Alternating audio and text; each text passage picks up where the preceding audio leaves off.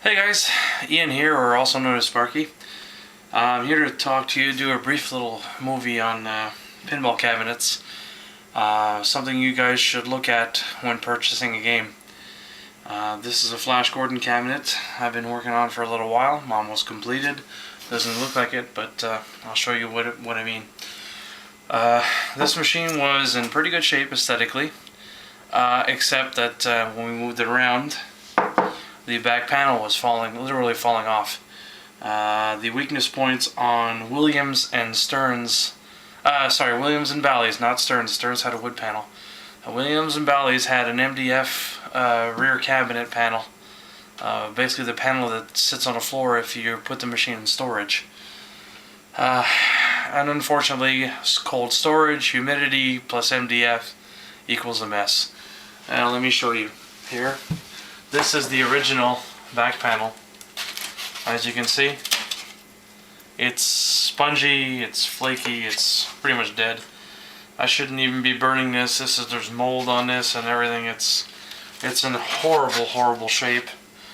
But you couldn't necessarily see from when you looked at the game from the back, except maybe some flaking around where the legs bolt in. Basically what happened here is that the legs weren't even bolting in. The brackets inside the cabinet were literally loose.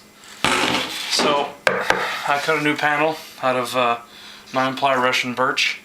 This is as strong as you can get. Glued it, I routed it to match the wood pattern on the original panels on the cabinet.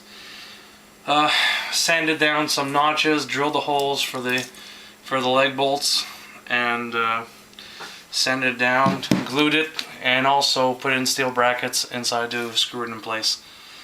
So if you see a pinball machine that has this type of damage and you're not too crazy about fixing up cabinets and you're on a low budget, I would tell you stay away.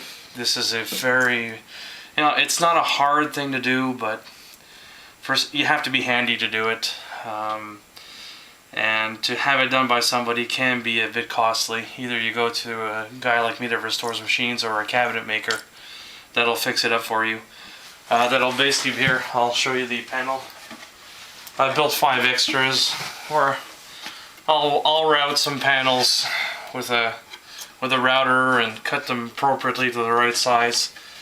And basically after that is to glue them in, nail them in, put some steel brackets, and all I have left here is to putty the nail holes. I put some brad nails also.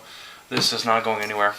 So if you purchase a pinball machine, or you're looking to purchase one, make sure you look at that rear panel, guys. It can often hide a lot of surprises.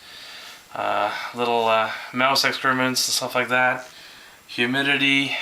Make sure you clean that cabinet up.